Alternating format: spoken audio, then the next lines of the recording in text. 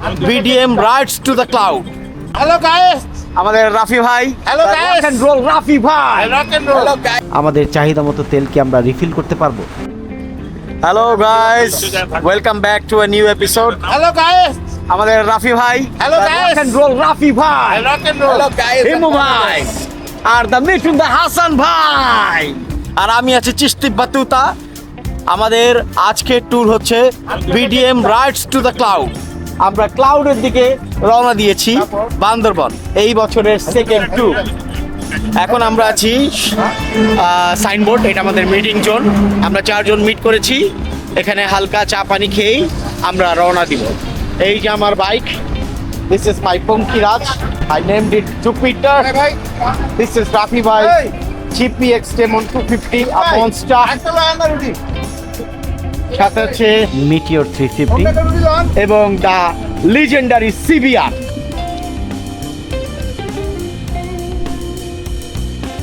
So আমাদের সাথেই থাকুন, আমরা এই 5 দিন কাপ্তাই, বান্দরবন এবং চিটাগাং ঘুরব। আমরা আমাদের জার্নিটি শুরু করেছি ঈদের তৃতীয় দিন 23শে মার্চ সকাল 6টা 38 মিনিটে। যদিও আমাদের সকলের মিট করার কথা ছিল আরও একটু সকালে, কিন্তু সেটা আর হয়ে ওঠেনি বিভিন্ন কারণে। তারপরও রাইডটা যেহেতু একটু দেরি করে শুরু হয়েছে, আমরা চাচ্ছি দ্রুতই আমাদের গন্তব্যে পৌঁছে যাওয়ার জন্য।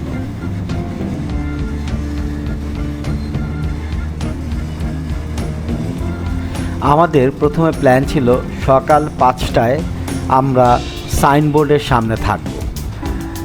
আমি, হাসান ভাই এবং হিমু ভাই সকাল 5টায় সাইনবোর্ডে থাকব এবং রাফি ভাই নারায়ণগঞ্জ থেকে সাইনবোর্ডে এসে আমাদের সাথে যোগ দিবেন। তারপরও আমাদের কিছুটা দেরি হয়ে যায়। আমরা এখন রওনা দিয়ে খুব দ্রুতই কাঁচপুর ব্রিজের উপরে উঠে যাই।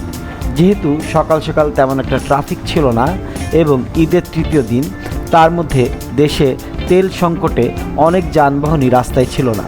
সুতরাং রাস্তায় বলতে গেলে শুধু কয়েকটা গাড়ি এবং আমরা, পুরো রাস্তা ফাঁকা দেখে আমরা দ্রুতই টান দিয়ে চলে যাচ্ছিলাম আমাদের পরবর্তী গন্তব্য হোটেল হাইওয়ে ইন। সেখানেই আমরা সকালের নাস্তা করব বলে ঠিক করেছি। তবে এই রাইডটি শুরু করার আগে আমরা সামান্য রুটি এবং চা, সাথে আনুষঙ্গিক অন্যান্য পানীয় খেয়ে নিয়ে আমাদের গন্তব্যের দিকে রওনা দিয়েছিলাম।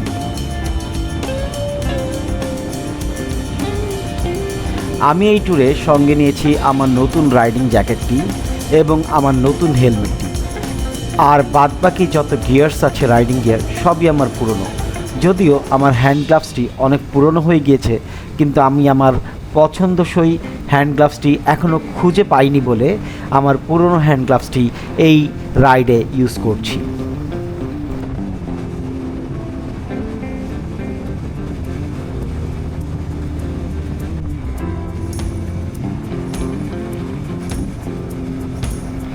এইবার ভিডিও করার জন্য আমি আমার ভিডিও সেটিংটি কিছুটা চেঞ্জ করেছি, যার ফলে আপনারা দেখতেই পাচ্ছেন এখানে খুব সুন্দর কালার ফুটেজ হচ্ছে এবং সাথে মোশন ব্লারও পাওয়া যাচ্ছে। যদি আপনারা এই ক্যামেরা সেটিংটি শিখতে চান তাহলে কমেন্ট করুন, আমি এটা নিয়ে নতুন ভিডিও তৈরি করে দেখাবো কিভাবে আমি আমার এই ক্যামেরা সেটিংটি করেছি।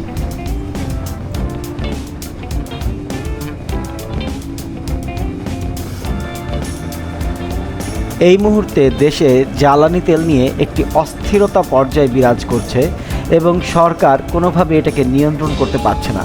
গ্রাহক পর্যায়ে রয়েছে অস্থিরতা।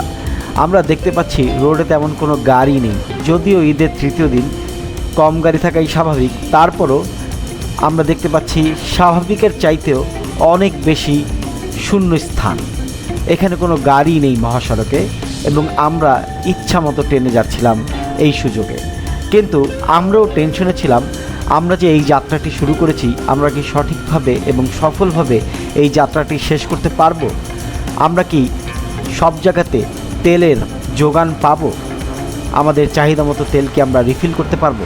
কারণ এই ট্যুর শেষ করতে গেলে আমাদের যথেষ্ট পরিমাণ তেল দরকার। কমসে কম এক একজন রাইডারের 35 লিটার তেল প্রয়োজন, যদি আমরা প্রত্যেকেই সুপার ইকোনমি অ্যাচিভ করেও ফেলি। দেখা যাক আমরা এই রাইডটি সঠিকভাবে সম্পন্ন করতে পারি কিনা। আমাদের সাথেই থাকুন। ঢাকা চিটাগাং হাইওয়ের এইটুকু রাস্তা আমার কাছে খুবই ভালো লাগে, কারণ দুপাশেই যথেষ্ট পরিমাণ সবুজ রয়েছে। আর বসন্তকালে এই গাছগুলোতে কিন্তু বিভিন্ন ধরনের ফুলও ফুটে থাকে, দেখতে খুবই ভালো লাগে।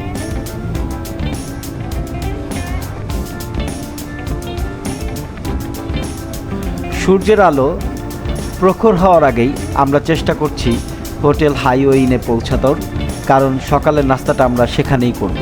হোটেল হাইওয়ে ইনের রাস্তা কিন্তু খুবই চমৎকার। অনেকেই দূর দূরান্ত থেকে এসে হোটেল হাইওয়ে ইনে সকালের নাস্তা করেন। আপনারাও কি করেছেন হোটেল হাইওয়ে ইনে নাস্তা?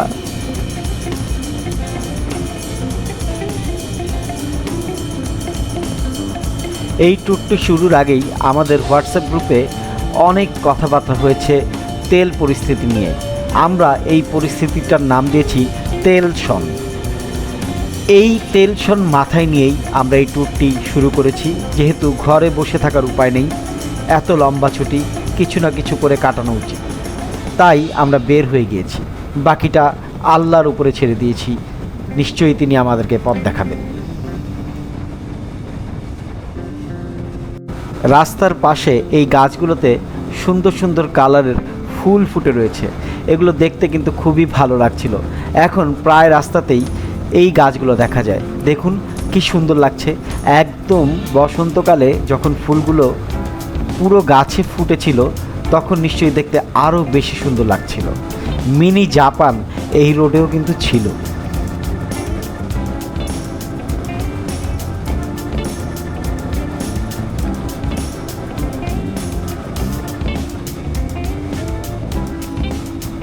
আজকাল হাইওয়েতে কিন্তু অনেক হাইওয়ে পুলিশ থাকে এবং তাদের অ্যাক্টিভিটিও অনেক বেড়েছে। তারপরও ঈদের তৃতীয় দিনে রাস্তা ফাঁকা, সম্ভবত এত সকালবেলা পুলিশেরা ডিউটিতেও নামেনি। আমরা খুব দ্রুতই ট্রেনে যাচ্ছি, এখনও পর্যন্ত কোনো হাইওয়ে পুলিশের নজরে আসেনি, যদিও এত স্পিডে চালানোটা ঠিক নয়।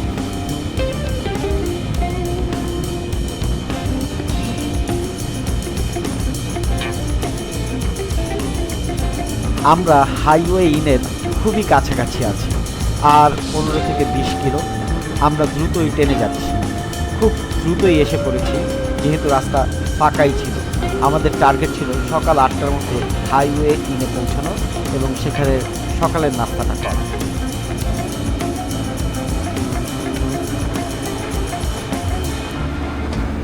হোটেল হাইওয়ে ইনের কাছাকাছি যতই যাচ্ছি ততই তাদের গরুর মাংসের স্বাদটা জিভে লেগে আসছে, কারণ এটা আমি আমার মাস্ট ট্রাই লিস্টে প্রথমেই রেখেছি।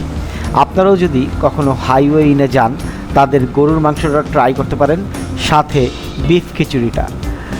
হাইওয়ে ইনের নাস্তা নিয়ে বিস্তারিত নেক্সট পর্বে আপনারা পাবেন, আমাদের সাথেই থাকুন।